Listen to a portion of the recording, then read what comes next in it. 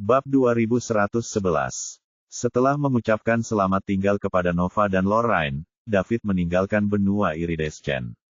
Dia akan kembali ke benua suci pusat, tempat Celia dan yang lainnya tinggal.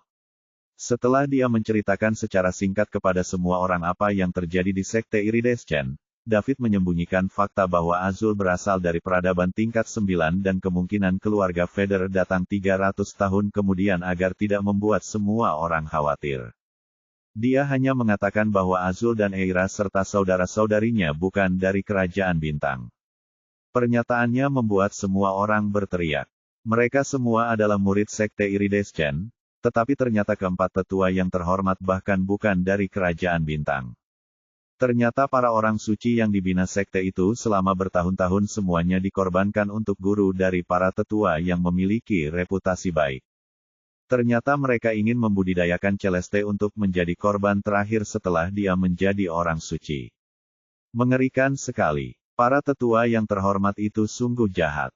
Semua orang merasa kasihan terhadap para senior sekte yang dikorbankan. Para senior mereka berjuang sepenuh hati untuk sekte tersebut. Tetapi pada akhirnya, beginilah akhirnya. Celeste memasang ekspresi rumit di wajahnya setelah mendengar bahwa Eira dan saudara perempuannya adalah orang-orang dari peradaban alien dan kini telah mati. Dia tumbuh bersama keempat anaknya, jadi dia berbohong jika dia berkata tidak punya perasaan apapun terhadap mereka. Gurunya melatihnya hanya agar dia bisa menjadi tumbal. Setelah mengetahui hal itu, sedikit rasa bersalah di hati Celeste pun sirna. Sekarang, dia akhirnya melepaskan segalanya. David juga mengatakan bahwa mereka mungkin tidak kembali ke bumi untuk saat ini. Namun, Celia dan lainnya tidak keberatan. Selama mereka bisa bersama David, keadaannya akan sama saja kemanapun mereka pergi. Setelah menjemput semua orang, David pergi ke sekte iridescent. David masih berniat kembali ke bumi setelah semuanya beres. Setidaknya, dia harus membawa beberapa produk teknologi tinggi dari kerajaan bintang kembali ke bumi agar bumi juga bisa berkembang lebih cepat. Reagen genetik dan obat-obatan yang dapat meningkatkan umur panjang sangatlah penting.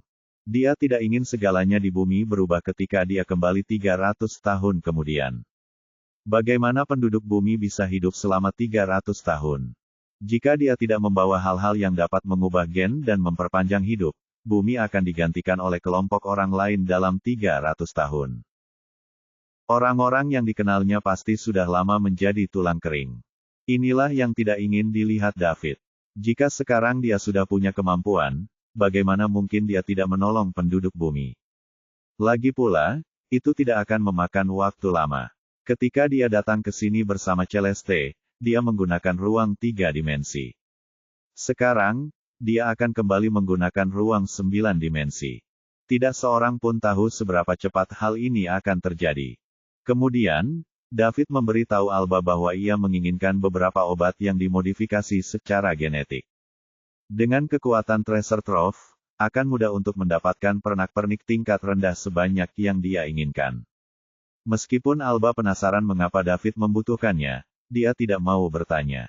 Dia hanya akan melaksanakan apa yang diminta David padanya. Tidak perlu baginya untuk mengetahui semua alasannya. Karena tidak banyak orang yang hadir dan David mengatakan kepada semua orang untuk tidak menyebarkan apa yang terjadi di sekte iridescent, berita mengenai masalah ini tidak menyebar. Satu-satunya orang yang tahu adalah mereka yang hadir. Setelah perintah David, tidak ada seorang pun yang berani menyebarkan rumor. Alba masih belum tahu bahwa David telah menjadi satu-satunya pradewa sebagian di kerajaan bintang. Dengan ini, semuanya kini berada pada tempatnya. Bab 2112. David mengurung diri di kamar dan menarik napas dalam-dalam. Sistem telah berhasil ditingkatkan. Dia ingin membuka sistem untuk melihat cara mendapatkan poin berlimpah untuk terus meningkatkan kekuatannya.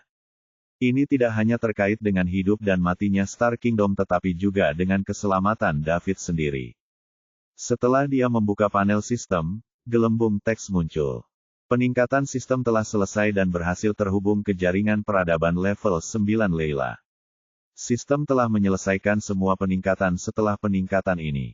Namun, menurut aturan, sistem masih dapat mengalami evolusi akhir. Untuk memenuhi persyaratan evolusi akhir sistem, tuan rumah perlu mengumpulkan 3 senjata kuno teratas yang tersebar di alam semesta. 3 senjata kuno adalah kapak pembelah langit, palu dewa petir, dan busur matahari. Saat ini, host sudah memiliki God of Thunder Hammer.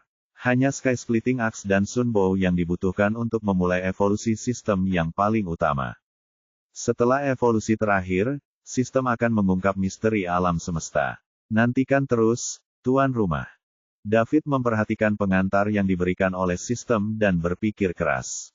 Tampaknya peradaban tingkat 9 adalah puncaknya. Tidak ada cara untuk memutakhirkan sistem lagi. Sistem telah mengisyaratkan bahwa ketiga senjata kuno dapat memicu evolusi tertinggi sistem saat mendeteksi palu dewa petir di pelelangan Treasure Trove. Sekarang, David penasaran. Apa misteri alam semesta? Seberapa besar alam semesta? Bagaimana terbentuknya? Apa yang ada di luar alam semesta? Sambil menggelengkan kepalanya, David menyingkirkan pikiran itu sejenak. Mari kita atasi krisis saat ini terlebih dahulu. Masih terlalu dini untuk evolusi akhir. Dan alam semesta begitu besar sehingga hampir tak terbatas. Saya beruntung bertemu dengan Dewa Palu Petir. Di mana saya dapat menemukan Sky Splitting Axe dan Sun Bow lainnya. Itu jauh lebih sulit daripada mencari jarum dalam tumpukan jerami. Itu juga sangat tidak realistis. David berhenti mengejar hal-hal yang tidak nyata ini. Jika dia bisa mendapatkannya, itu akan luar biasa. Kalau tidak, ya sudahlah. Panel sistem terbuka dan menampilkan statistik terkini David. Pembawa acara, David Liddell.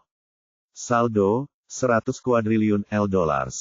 Tubuh, level suci 10, Anda dapat meningkatkan satu level menggunakan 100 poin mewah. Pikiran, level suci 10, Anda dapat meningkatkan menggunakan 100 poin mewah. Pertarungan, pangkat pradewa sebagian.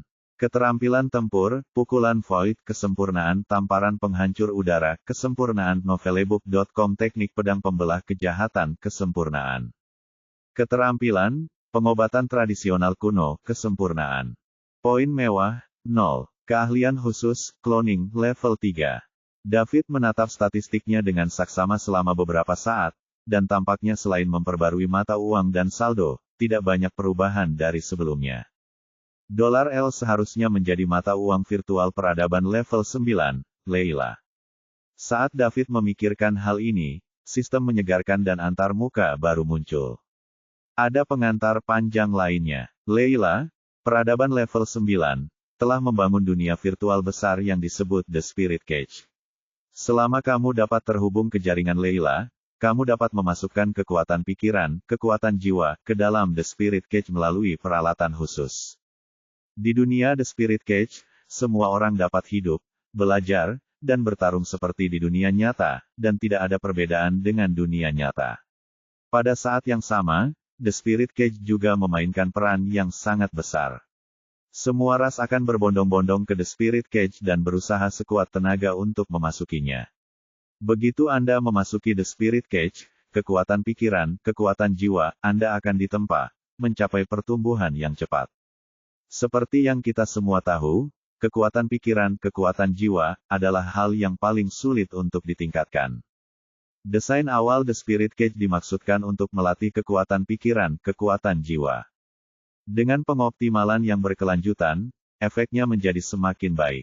Sekarang, The Spirit Cage telah menjadi dunia terbesar kedua bagi manusia di Leila. Kekuatan yang tak terhitung jumlahnya telah berakar di dalamnya sambil berjuang untuk menempati posisi yang lebih baik sehingga kekuatan pikiran, kekuatan jiwa keluarga mereka dapat dilatih dengan lebih baik. Lebih jauh lagi, banyak ras juga melakukan segala daya mereka untuk mencoba memasuki The Spirit Cage. Apakah tuan rumah ingin memasuki The Spirit Cage? Ada dua pilihan, ya atau tidak. Bab 2113. David melihat pengenalan sistem itu dan merasa sedikit bingung. Kandang roh. Dunia virtual yang dibangun oleh peradaban tingkat 9 Leila. Saya dapat mengerahkan kekuatan pikiran saya, hidup, belajar, dan bertarung. Bukankah ini mirip seperti fantasi? David telah berada di dunia fantasi lebih dari sekali, jadi dia sadar betul betapa realistisnya dunia itu. Dia masih ingat saat pertama kali dia dipaksa melakukannya. Rasanya lebih nyata daripada dunia nyata. Seseorang benar-benar membangun dunia virtual yang begitu besar. Mereka sungguh layak menjadi peradaban level 9. Peradaban tingkat 7 kerajaan bintang tidak akan pernah mampu mengimbangi hal ini. Menurut sistem yang diperkenalkan, selama kekuatan pikiran memasuki The Spirit Cage, kekuatan tersebut dapat dilatih untuk tumbuh dengan cepat. Lalu, bukankah semua orang akan segera masuk ke The Spirit Cage begitu mereka punya waktu? Mereka dapat meningkatkan kekuatan pikiran mereka. Siapa yang tidak tahu bahwa pada tahap kultivasi berikutnya, semakin besar kekuatannya, semakin besar pula efek kekuatan pikiran. Sesuatu yang dapat meningkatkan kekuatan pikiran itu berharga, tetapi yang paling penting, sangat langka. Setiap kali ia muncul, ia akan menarik kekuatan yang tak terhitung jumlahnya untuk memperjuangkannya. Dalam situasi ini, siapa yang tidak ingin masuk ke The Spirit Cage untuk meningkatkan kekuatan pikiran mereka? Tidak heran The Spirit Cage dapat menjadi dunia terbesar kedua bagi Layla. Dengan efek seperti itu, hanya orang bodoh yang tidak mau memasukinya. Tiba-tiba mata David berbinar. Karena The Spirit Cage tidak berbeda dari dunia nyata dan dia dapat hidup, belajar, dan bahkan bertarung di dalamnya, apakah mungkin untuk menyelesaikan transaksi dengan $, di dalamnya dan mendapatkan poin mewah? Jika memungkinkan, itu tentu menjadi berita hebat bagi David. Jika memang begitu, dia tidak perlu pergi ke Layla. Dia hanya perlu memasuki The Spirit Cage dengan kekuatan pikirannya dari Star Kingdom. Kemudian, dia bisa menghabiskan uang untuk mendapatkan poin yang banyak untuk meningkatkan kekuatannya. Akan lebih baik untuk memaksimalkan kekuatannya sebelum keluarga Vader menyerang. Saat itu, dia tidak perlu khawatir tentang keluarga Vader. David menahan kegembiraannya dan memilih ya. Dia ingin masuk ke The Spirit Cage untuk melihat-lihat dan mengetahui apakah dia bisa menghabiskan uang di sana karena ini akan memengaruhi rangkaian tindakan berikutnya. Setelah menyetujui untuk memasuki The Spirit Cage, David merasakan penglihatannya menjadi gelap. Segera setelah itu, ia merasa pusing, seolah-olah tubuhnya melayang di udara. Setelah beberapa saat, ketika David merasakan kakinya menyentuh tanah, dia membuka matanya. Yang menyambutnya adalah mulut berdarah. Sebelum David sempat bereaksi, mulutnya yang berbau agak amis menggigitnya. Bagaimana David bisa menanggung hal ini? Sambil menutupi hidungnya, David menghindari mulut berdarah itu. Novelebook.com kemudian, tubuhnya muncul di samping pemilik mulut itu sambil meninju kepala besarnya. Menghancurkan. Usai pukulan itu, kepala yang dipukulnya melayang cepat bersama badan dan berguling beberapa kali sebelum akhirnya berhenti setelah merobohkan beberapa pohon besar dengan diameter lebih dari 1 meter. Baru pada saat itulah David melihat dengan jelas apa yang menyerangnya barusan. Ternyata itu adalah ular piton raksasa dengan panjang puluhan meter. Benda ini akan menjadi makhluk spiritual. Saat itu, kepala ular piton raksasa itu telah remuk oleh satu pukulan David. Darah yang bercampur dengan otaknya mengalir dari mulutnya yang berdarah. Ular piton itu kini benar-benar mati. Kekuatan seorang individu di The Spirit Cage merupakan cerminan kekuatan pikiran mereka di dunia nyata. Artinya, semakin kuat kekuatan pikiran di dunia nyata, semakin kuat pula seseorang setelah memasuki The Spirit Cage. Dengan bantuan sistem tersebut, kekuatan pikiran David bagaikan kode curang di dunia nyata. Oleh karena itu, setelah memasuki The Spirit Cage, tentu saja tidak akan ada yang kurang. Menatap ular piton mati di depannya, David mengangkat tinjunya tanpa berkata apa-apa. Bab 2114. Saat itu, dia tidak mengerahkan banyak tenaga sama sekali. Meski begitu, ular piton itu tiba-tiba mati. Ular piton raksasa itu tampak agak menakutkan. Sisik di seluruh tubuhnya berwarna putih keperakan, dan ada 2 tanduk berukuran hampir 10 cm di kepalanya. Mungkin ia sedang berevolusi, tetapi saya tidak menduga ia akan begitu lemah. Benar-benar kacau. David tidak tahu bahwa ini bukan ular piton biasa. Itu adalah naga banjir yang berubah wujud dari seekor ular piton.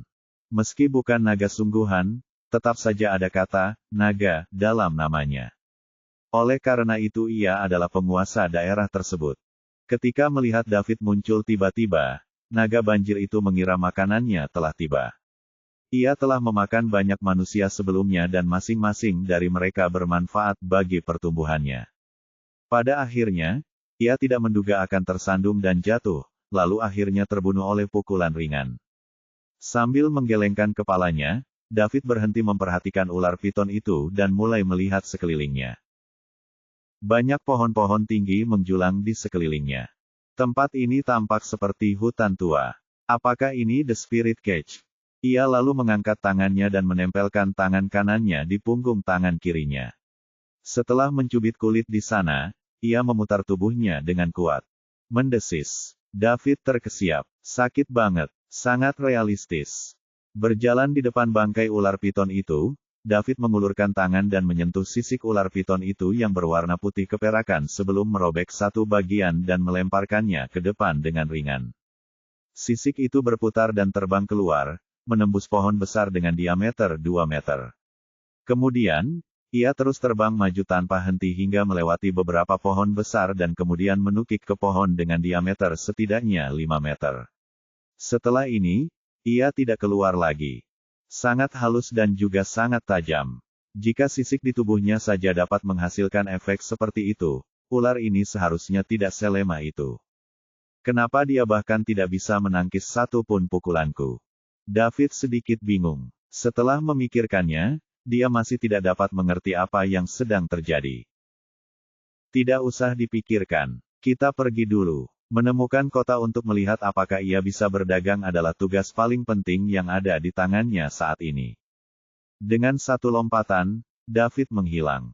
Tidak lama setelah David pergi, sebuah tim yang terdiri dari 5 atau 6 orang berjalan lewat dengan hati-hati dan perlahan. Kak Kapten, Kak, kenapa aku merasa ada yang salah?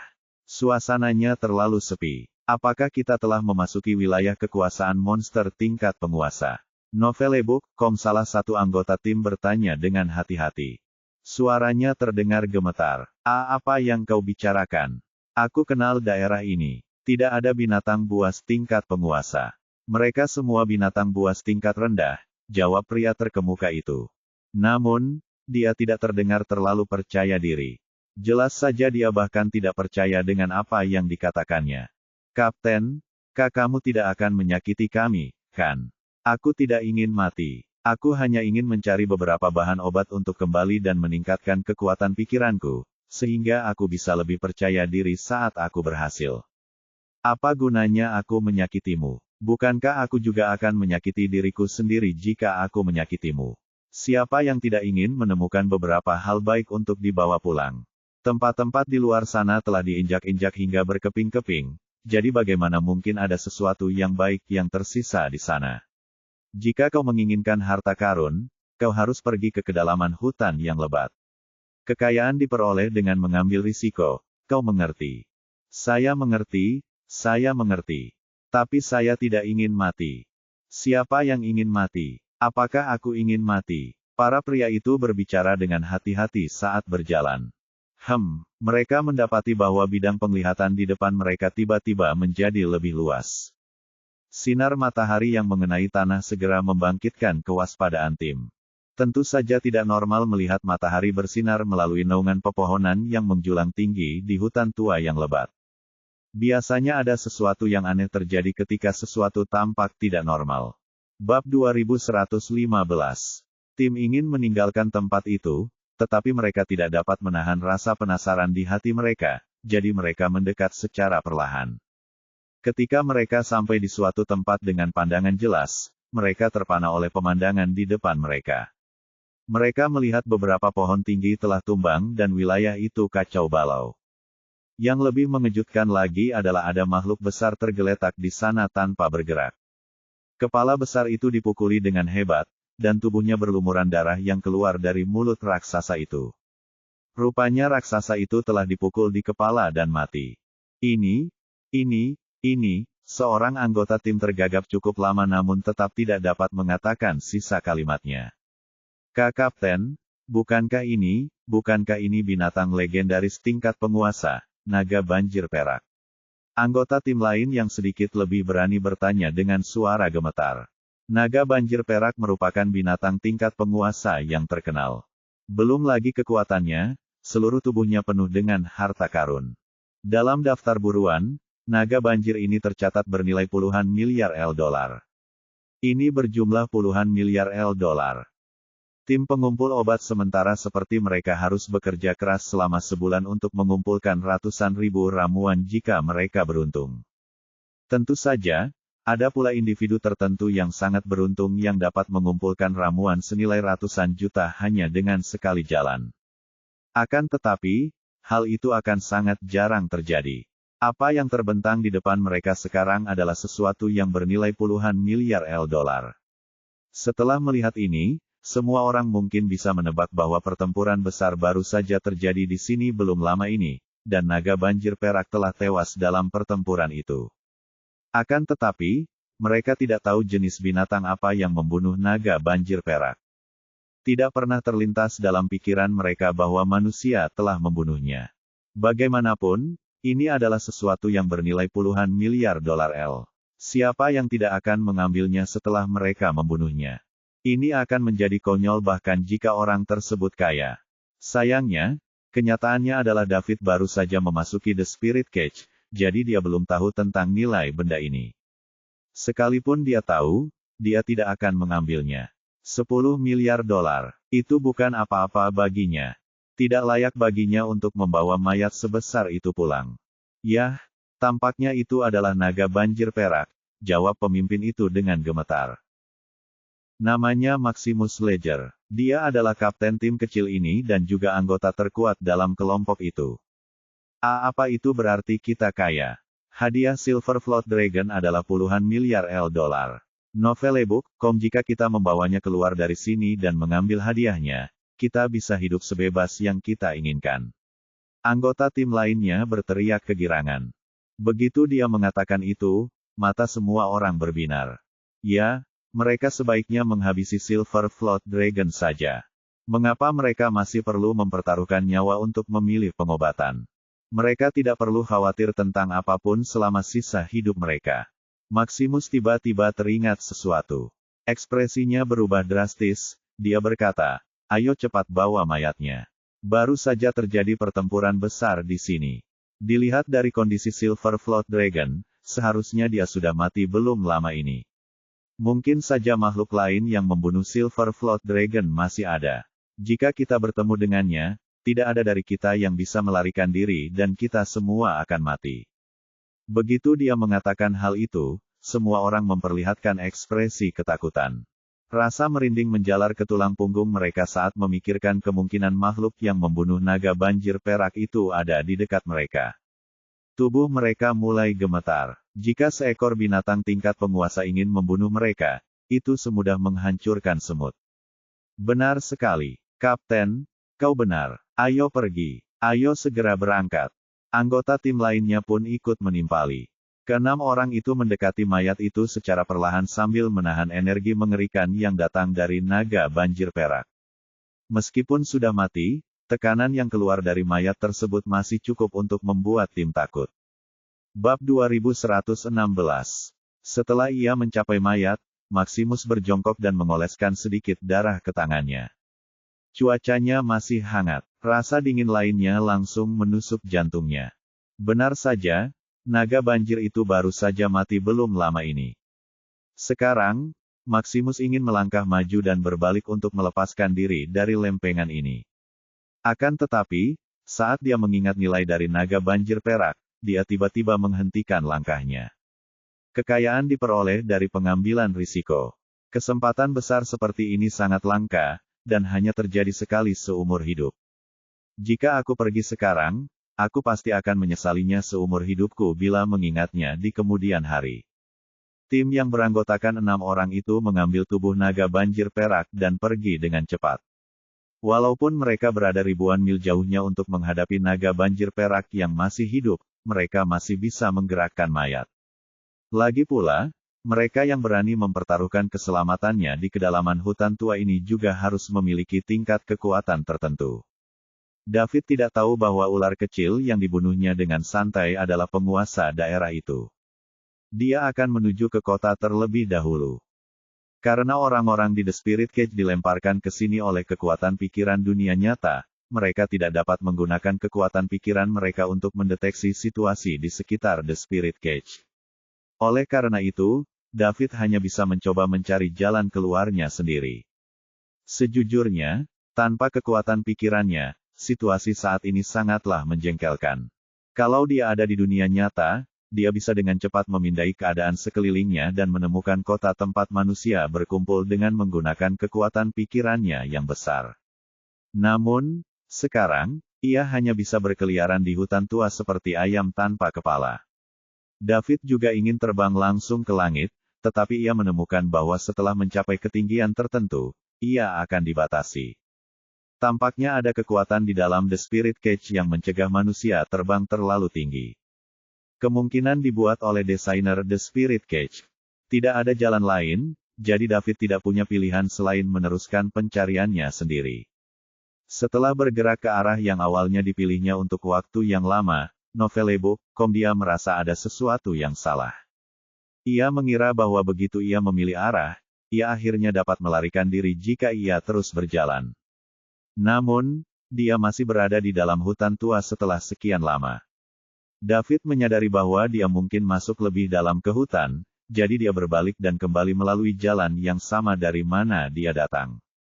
Ketika ia kembali ke tempat ia turun, David mendapati tubuh ular kecil yang dibunuhnya telah menghilang.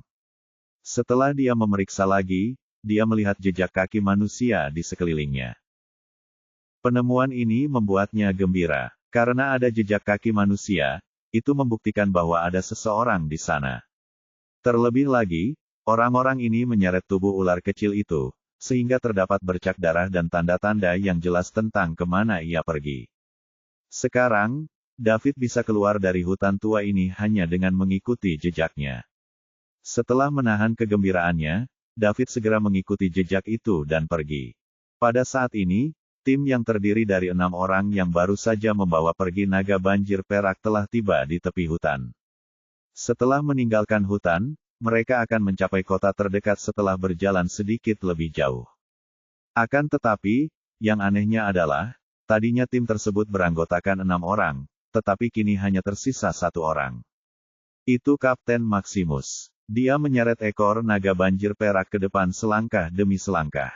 Dia kelelahan tetapi senyum di wajahnya semakin lebar. Tak lama kemudian, ia akan menjadi pahlawan pembunuh naga yang dipuja oleh banyak orang. Setelah itu, ia akan menjual Silver Float Dragon. Begitu ia melakukannya, ia tidak perlu lagi khawatir tentang uang atau wanita di dunia nyata atau The Spirit Cage. Semakin dia memikirkannya, semakin lebar senyum di wajahnya. Sepanjang perjalanan, Maximus membunuh 5 anggota tim lainnya sehingga ia dapat memiliki naga banjir perak untuk dirinya sendiri. Tindakannya ini menunjukkan bahwa dalam menghadapi kepentingan, dia bisa mengkhianati hubungan apapun. Kalau tidak ada pengkhianatan, itu hanya menunjukkan kepentingannya tidak cukup signifikan. Meski tim mereka belum terbentuk lama, mereka telah melalui situasi hidup dan mati bersama. Tanpa diduga, semua orang berhasil berbagi kesulitannya, tetapi mereka tidak dapat berbagi kegembiraan. Sungguh memalukan. Bab 2117. Tidak lama setelah dia mulai berjalan, David menyadari ada yang tidak beres. Dia baru dapat melihat rinciannya dengan jelas setelah dia mendekat. Itu adalah 2 mayat manusia. Ada juga tanda-tanda kecil adanya pertikaian di dekatnya.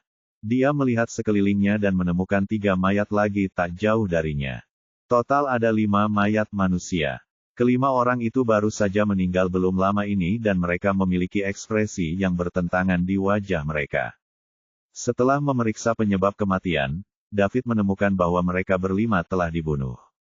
Adalah hal yang biasa jika terjadi perkelahian dan orang mati muncul di hutan terpencil dan lebat seperti itu. Yang benar-benar membuat David bingung adalah mengapa orang-orang ini membiarkan kekuatan pikiran mereka memasuki The Spirit Cage melalui peralatan khusus dari dunia nyata, bukan? Jadi mengapa mayat mereka masih di sini setelah mereka meninggal? Apa yang akan terjadi pada seseorang di dunia nyata jika mereka mati di The Spirit Cage? Akankah mereka bangun? Atau apakah mereka akan tidur selamanya dan tidak pernah bangun lagi? Kekuatan pikiran juga disebut kekuatan jiwa, jadi dalam keadaan normal, ketika jiwa seseorang mati di dunia nyata, Novelebook.com mereka akan mati sepenuhnya, hanya menyisakan cangkang. Tubuh David bergetar hebat. Kandang roh hampir tidak bisa dibedakan dari dunia nyata. Jika aku mati di sini, apakah itu berarti aku juga akan mati di dunia nyata? Dilihat dari keadaan mayat-mayat ini, itu sangat mungkin. Artinya meskipun seseorang dapat meningkatkan kekuatan pikirannya di The Spirit Cage, ada juga bahaya besar yang mengintai di setiap sudut. Kalau David mati di The Spirit Cage, dia tidak akan pernah bangun di dunia nyata. Bagaimana dia akan bangun jika dia kehilangan jiwanya? Tentu saja, ini hanya tebakan David. Akan tetapi, ia menduga bahwa hal ini mungkin memang demikian adanya. Jika tidak, bagaimana dia menjelaskan mayat-mayat itu tidak menghilang? Pada saat ini, David menyadari adanya masalah lain. Bagaimana dia harus kembali? Jika dia tidak kembali, tubuhnya di dunia nyata juga tidak akan bangun. Dia dengan tidak sabar memeriksa apakah dia bisa membuka sistem itu dan syukurlah, ternyata dia bisa.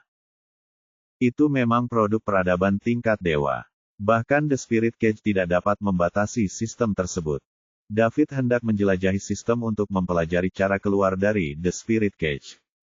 Dia melihat pilihan untuk segera keluar dari The Spirit Cage. Jadi, dia memilih berhenti tanpa ragu-ragu. Kemudian, penglihatannya menjadi gelap dan dia merasa pusing lagi. Ketika David membuka matanya lagi, dia telah kembali ke dunia nyata.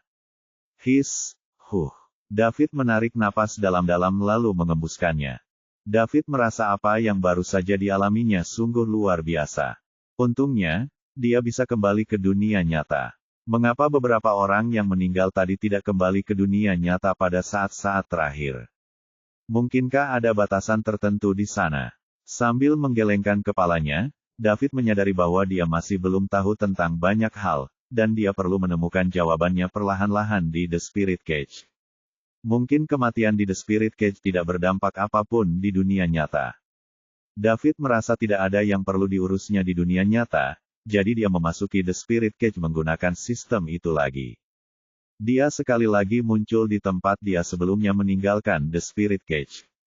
Kali ini, tak ada mulut berdarah yang menyambutnya. Bab 2118. Dia terus mengikuti jejak yang ditinggalkan seseorang yang menyeret ular itu dan bergerak maju dengan cepat. Di sisi lain, sebagai kota yang paling dekat dengan hutan tak berujung, Crow City dapat digambarkan sebagai kota yang sangat ramai. Banyak petualang datang ke Crow City setiap hari. Setelah beristirahat selama 1 atau 2 hari, mereka akan memasuki Endless Forest untuk menjelajah dan mencoba peruntungan. Pada saat yang sama, banyak petualang kembali ke kota Crow setelah kembali dari hutan tak berujung dengan membawa muatan penuh. Setelah itu, mereka akan menjual sebagian besar harta benda mereka. Beberapa siap memasuki hutan tak berujung lagi, sementara yang lain dengan senang hati memilih untuk pergi. Mereka memilih untuk tidak terus mengambil risiko dan kembali menjalani kehidupan tanpa beban. Crow City sebenarnya adalah stasiun transfer, jadi ada banyak pedagang di sini. Ini adalah tempat bagi para petualang untuk beristirahat dan menjual barang-barang mereka.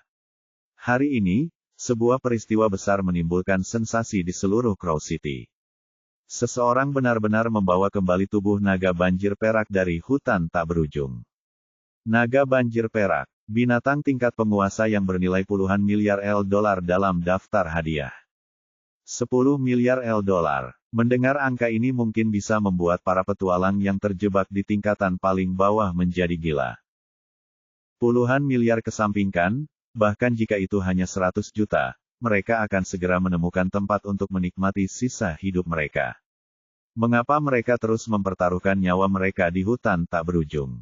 Keributan utama adalah bahwa orang yang membawa kembali tubuh naga banjir perak, bernama Maximus Ledger, masih belum dikenal di dunia petualangan. Tidak seorang pun pernah mendengar rekamannya sebelumnya. Tanpa diduga, orang ini mengejutkan semua orang saat ia memutuskan untuk bertindak. Dia menjatuhkan bom yang sangat besar. Maximus berkata bahwa dia bertemu dengan Silver Float Dragon yang sedang bertarung dengan monster setingkat penguasa lainnya saat dia memasuki hutan tak berujung bersama timnya. Pertarungan binatang buas itu sungguh menggemparkan dan spektakuler. Tekanan yang mereka berikan cukup untuk menghalangi seluruh tim. Pada akhirnya, naga banjir perak menderita banyak kerugian dan terluka parah oleh binatang buas tingkat penguasa. Jadi, ia melarikan diri. Seperti kata pepatah, kekayaan diperoleh dengan mengambil risiko. Maximus dan anggota timnya tidak mau hanya menjadi penonton, jadi mereka mengikutinya secara diam-diam. Setelah mengamatinya beberapa waktu, mereka memutuskan untuk mengambil risiko setelah memastikan naga banjir perak memang terluka parah. Mereka bersiap bekerja sama untuk mengalahkan naga banjir perak. Jika mereka berhasil, mereka tidak perlu lagi khawatir tentang penghidupan mereka selama sisa hidup mereka. Setelah pertarungan sengit, Silver Float Dragon yang terluka parah akhirnya terbunuh. Namun, perjuangan terakhir Silver Float Dragon yang putus asa juga menyapu bersih seluruh tim, dan hanya Maximus yang selamat. Harga yang dibayarkan tidaklah kecil. Kebanyakan orang menerima penjelasan ini. Lagi pula, jika naga banjir perak tidak terluka parah, bagaimana orang biasa mampu mengatasinya? Jika seseorang seperti Maximus dapat membunuh naga banjir perak, maka itu tidak akan bernilai uang sebanyak itu. Pada saat yang sama, semua orang juga menyesalkan kenyataan bahwa Maximus begitu beruntung hingga itu menantang surga. Seluruh timnya tewas, dan dialah satu-satunya yang selamat. Bukankah itu berarti bahwa seluruh naga banjir perak itu sekarang menjadi miliknya? Dia akan memiliki puluhan miliar dolar untuk dirinya sendiri. Memikirkannya saja akan membuat banyak orang bersemangat. Namun, Maximus berkata meskipun semua rekan satu timnya telah mati, tanpa bantuan mereka, dia tidak akan pernah mampu membunuh naga banjir perak sendirian. Oleh karena itu, setelah menjual naga banjir perak, dia akan mencari keluarga rekan setimnya yang telah meninggal dan membagikan uangnya kepada mereka. Itu juga bisa dianggap sebagai penjelasan bagi rekan satu tim yang meninggal. Pendekatan yang begitu murah hati membuat para petualang di Crow City memandang Maximus dengan kagum.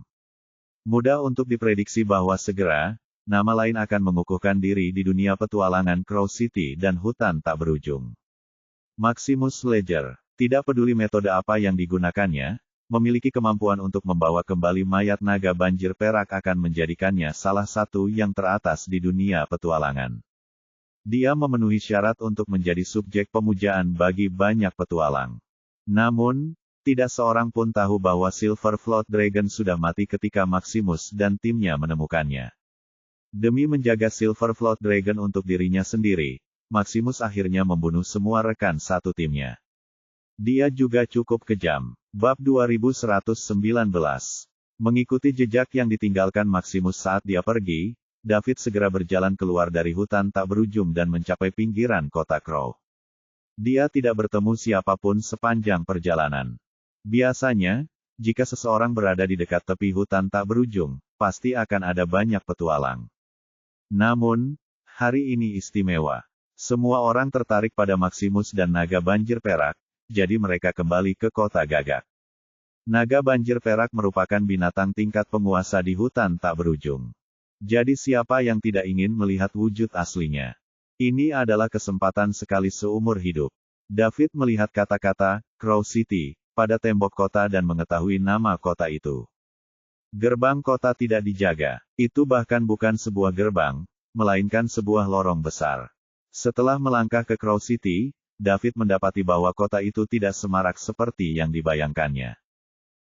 Bangunan-bangunan di kota itu agak bergaya retro, bukan jenis bangunan tinggi yang terbuat dari beton bertulang. Daud merasakannya ketika dia berada di luar kota. Jalanannya cukup bersih dan rapi. Tidak banyak orang, dan tidak ada pula pedagang kecil di pinggir jalan. Setelah berjalan beberapa saat, David menyadari ada banyak suara di depannya. Tampaknya penduduk kota Crow telah berkumpul di suatu tempat. Seorang pria parubaya berjalan ke arah David, jadi dia menghentikan pria itu dan bertanya dengan sopan, Novelebook.com, Tuan, bolehkah saya tahu apa yang terjadi di depan? Temanku, apakah kamu baru saja kembali dari hutan tak berujung? Tanya pria parubaya itu. Ya, aku baru saja sampai di sini dan tidak tahu apa yang terjadi. Tolong beritahu aku. David tidak tahu apa itu hutan tak berujung. Ia berpikir dalam hatinya, itu pasti hutan tua yang baru saja ditinggalkannya. Tidak heran, temanku, kau tidak tahu. Sesuatu yang besar terjadi di Crow City. Seseorang membunuh monster tingkat penguasa, Silver Flood Dragon di Endless Forest. Sekarang, dia telah membawa mayatnya kembali ke Crow City. Semua orang ingin menyaksikan wajah asli Silver Flood Dragon. Itu adalah monster super yang bernilai puluhan miliar $, dalam daftar hadiah, dan sekarang beberapa keluarga berlomba untuk membelinya. Naga banjir perak. Ular kecil yang dia pukul hingga mati saat pertama kali datang ke The Spirit Cage terlintas di benak David. Mayatnya kebetulan dibawa kembali ke Crow City. Mungkinkah itu naga banjir perak? Apakah binatang setingkat penguasa begitu lemah? Bingung, David berencana untuk melihatnya. Terima kasih, Tuan. Saya sudah mendapatkannya sekarang. David berterima kasih. Sama-sama, temanku. Jika kau ingin melihatnya, cepatlah.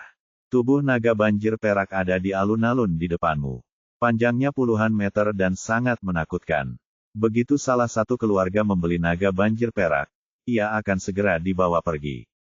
Dengan begitu, kau tidak akan bisa melihatnya meskipun kau ingin melihatnya. Pria parubaya itu berbalik dan menunjuk ke depan. Baiklah. Terima kasih, Tuan. David terus berjalan ke arah Crow City Plaza. Panjangnya puluhan meter. David sudah menduga bahwa ular kecil yang dibunuhnya adalah naga banjir perak. Naga banjir perak? Iya. Saya tidak menyangka seekor ular kecil memiliki nama yang begitu perkasa dan mendominasi. Bukankah ini dunia virtual yang diciptakan oleh peradaban tingkat 9 Leila? Mengapa semua orang begitu bodoh? Mereka sangat terkejut oleh seekor ular kecil. David tidak tahu bahwa hanya teknologi dan kekuatan tempur peradaban level 9 yang tinggi. Akan tetapi, bukan berarti tidak ada kelas bawah di sana, dan tidak berarti siapapun dari peradaban itu dapat memusnahkan peradaban yang lebih rendah. Bab 2120. Hal yang sama juga terjadi di bumi. Beberapa tempat kecil dan dua kerajaan besar memiliki kekuatan yang sangat berbeda, tetapi ada juga orang-orang yang berjuang di bawah. Bima Sakti dan Kerajaan Bintang tidak terkecuali. Namun, setelah David mendapatkan sistem tersebut, titik awalnya terlalu tinggi. Selain mengalami tingkat kehidupan terendah di bumi sebelum mendapatkan sistem, tidak peduli apakah itu Bima Sakti atau Kerajaan Bintang, dia akan selalu berhubungan dengan keluarga besar dan kekuatan yang kuat. Begitu tiba di Bima Sakti, ia bertemu Astrid, putri dari Kekaisaran Bima Sakti. Belum lagi Star Kingdom, dia mengikuti Celestial langsung ke Iridescent Sect, dan setelah meninggalkan Iridescent Sect, dia bertemu Alba dan keluarga Felowes, kekuatan kuat lainnya. Selain itu, kekuatan David telah tumbuh dengan cepat sepanjang perjalanan, dan hanya membutuhkan waktu yang sangat singkat untuk mencapai puncaknya. Oleh karena itu, ia sebenarnya tidak mengetahui banyak tentang peradaban lain di luar bumi, khususnya masyarakat di bawah. Sekarang setelah dia berada di The Spirit Cage, mereka yang menjelajah ke Crow City dan masuk ke hutan tak berujung dapat dikatakan sebagai orang-orang yang berjuang di dasar Leila. Pengetahuan orang-orang ini terbatas, dan mereka jauh dari orang-orang kelas atas yang tinggal di kota utama The Spirit Cage. Kebenaran tidak terbatas pada apa yang diketahui David. Peradaban level 9 juga memiliki orang-orang di bawah yang berjuang di ambang hidup dan mati setiap hari. Tentu saja yang mengagumkan itu memang mengagumkan, tetapi tidak semuanya mengagumkan. Sebagian besar dari mereka mengalami masa-masa sulit.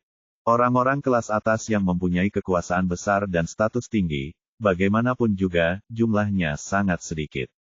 Setelah tiba di Crow City Plaza, David akhirnya melihat lautan orang. Seluruh alun-alun itu penuh sesak dengan orang. Orang yang tinggi baik-baik saja, tetapi orang yang pendek hanya bisa melihat kepala di depan mereka. Beruntungnya, tinggi David 1,8 meter, sehingga ia tergolong tinggi di antara orang banyak, dan ia dapat melihat secara kasar apa yang terjadi di panggung tinggi di depannya. Dia melihat bangkai seekor ular piton berwarna putih keperakan tergeletak di sana. Ada 5 atau 6 orang yang berpakaian mewah di sekitar yang memperhatikan ular piton itu dari dekat dan sesekali menyentuhnya dengan tangan mereka. Bukankah itu ular kecil yang kupukul dan kubunuh saat pertama kali memasuki tempat ini? Salah satu lelaki tua itu berkata, naga banjir perak belum mati untuk waktu yang lama, dan tubuhnya terpelihara dengan baik. Novelebo, Komini yang terbaik dari yang terbaik. Keluargaku bersedia membayar 12 miliar dolar L untuk membelinya. Bagaimana menurutmu, Tuan Ledger? 12 miliar L dolar. Mendengar jumlah tersebut, seruan yang tak terhitung jumlahnya segera terdengar di alun-alun. Mereka yang datang ke hutan tak berujung untuk mengambil risiko pada dasarnya adalah orang-orang tingkatan terendah yang ingin mencoba peruntungan mereka. Mereka belum pernah melihat 100 juta, atau bahkan 10 juta sebelumnya, apalagi 12 miliar L dolar. Dengan jumlah uang sebesar itu, baik di dunia nyata maupun di The Spirit Cage, seseorang bisa hidup cukup mewah di kelas atas. Semua orang memandang dengan iri pada seorang lelaki setengah baya di panggung tinggi. Dialah yang membawa naga banjir perak kembali dari hutan tak berujung, Maximus.